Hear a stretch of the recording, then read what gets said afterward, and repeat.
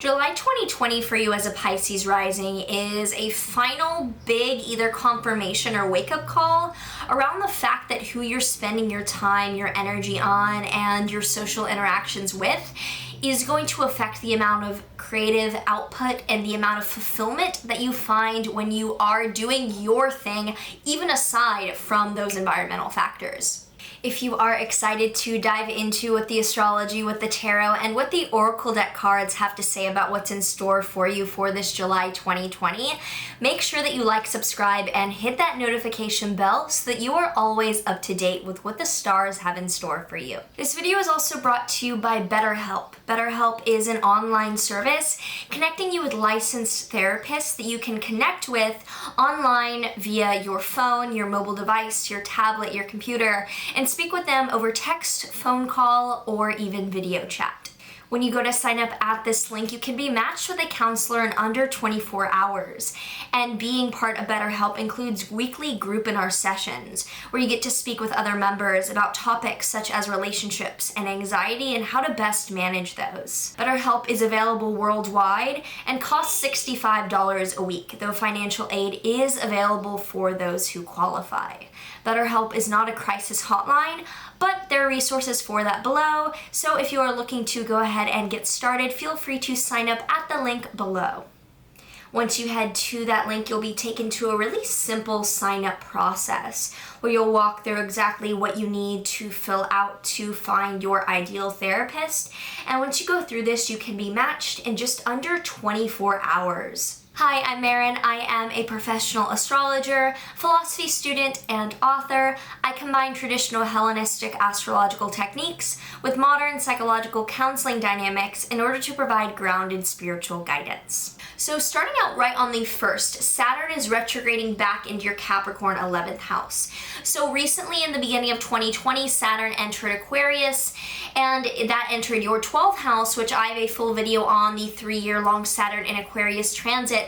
But because in its retrograde cycle, it went retrograde very early on in Aquarius, it's now re-entering Capricorn for the next few weeks as a little bit of a reprisal of what we've all experienced over the past 3 years.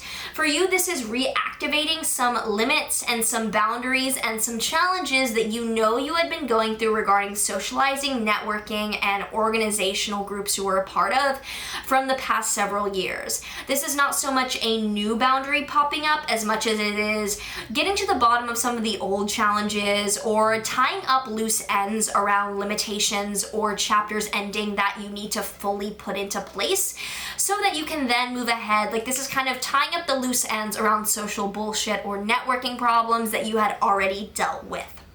On the 5th, there is then a lunar eclipse in your Capricorn 11th house, lighting up your 11th house, 5th house axis. Full video on this dramatic lunation down below, really hallmarking July as the final ending as we transition into the beginning of what will actually light us up collectively, like facing the collective fear really head on as I describe. For you, this fear that you are going straight through is that around discomfort of feeling like an outsider in your networking or your friendships or your social groups. Like, truly feeling that head on and not letting anything distract you from truly feeling the fear or truly feeling the discomfort or the imposter syndrome and being like, I have to fully understand this if I want to get to the bottom of being successful in my career, in my creativity, with my relationships, and with my loved ones. If I want to fully understand what this little this pickle I'm in with friends, I need to get through to it because it's preventing me from my creative output in the other areas of my life. It's also then the next week on the 12th, coupled with Mercury stationing direct at 5 degrees of Cancer in your 5th house, which is the opposite house around creativity, children, and romance. And I have a full video on this Mercury retrograde linked down below. So that the past few weeks have been coupled with you rethinking, reanalyzing, recommunicating about your relationship with creativity, with your children, with your creative output in any sense. It could also be sex or romantic partners. And you might have felt emotionally bottled up, like you were hiding the truth of your feelings about things, and now you are ready to speak your mind. You might also feel a bit egged on by a financial situation as a means of needing to get your point across and needing to feel emotionally validated. Watch out for some impulsivity or some emotional provocation going on. Overall, this is a very opening up transit for the best, but do note that you don't want to emotionally overwhelm for the sake of feeling seen. On the 20th, there is then a new moon in Cancer, at the very end of Cancer, 28 degrees in that 5th house. Full video on this new moon is down below. This is a new beginning that is focused on the Cancerian coziness in a way that means that we have to get through the hard, sober, serious bullshit in the opposite area of our life to get to starting this new beginning that is warm and cozy. For you, this is happening in that 5th house of children, creativity, and romance, in a direct realization that you have to get to the bottom and the serious limitations that are present in your social networking world. Those things are in direct conversation, so that if you want the creative new beginning, you have to answer that beck and call of getting to the bottom of the outside or internal circumstantial boundaries in that social part of your life. Then on the 22nd, the sun is entering your Leo 6th house, lighting up the area of life around health, illness, routine, what you need to do what you want to do in your life. So over the next few weeks, there'll probably be an emphasis on self-care and like self-health measures, and also with coworkers could also be just a focus on being lit up over the next few weeks.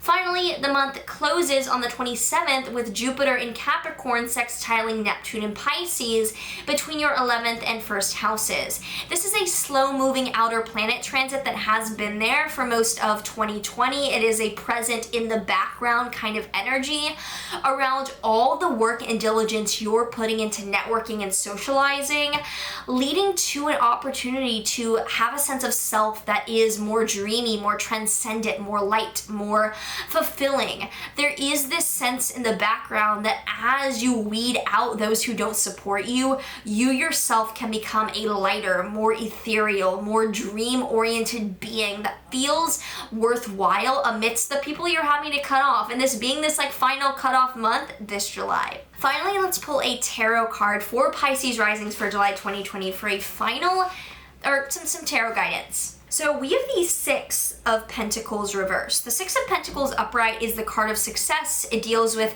a celebration of all your work. With this inverted, this generally means that there is an inefficiency going on. There's either a lack of dedication or too much emphasis. Like there's not a harmonious thing going on. So you might be realizing that the way in which you're interacting with the idea of productivity, the way in which you're working is either not doing it at all, or it's not working smart and instead it's just working hard. This could deal with your creative projects as well, that now that you have solidified or are solidifying the group of people around you, the way in which you go after your creative projects is asking for a different energy output relationship. Finally, let's pull a law of attraction card for this July, see what comes up for Pisces Risings. My creative workshop process works for me. Can't make this shit up. If you will use your time with an intention to collect data that you may bring into your creative workshop, you will find every day to be one of fun. Cards are falling because this is spitting truth. Finding a creative process that works for you and realizing that every other part of your life is going to be bled over into that process, so that if you want to be that artist, and even if you're not like a painter, if you want to be an artist of creativity in your life at all, it will take finding a process of diligence, of compassion, of self-care that works for you, and surrounding yourself, because you're the average of those people, with people that are in tune with that vibration of dedicated flow. If you enjoyed this and you would like to check out my private astrology consultations, you can check out everything in the description, along with everything for Rashi, which is my platform connecting spiritual practitioners with their ideal clients. So if you are a metaphysical professional, like a healer, a diviner, a yoga teacher, and you're looking to post your services online, you can check that out down below. And also if you're searching for those, it's a great way to connect. The link for BetterHelp is down below if you're interested in starting that. And otherwise, make sure that you like, subscribe, and let me know down below how you're feeling about this July as we enter anything that's coming up throughout the month. I would love to hear from you. Sending so much love, and I will see you in the next one. There is one thing you're all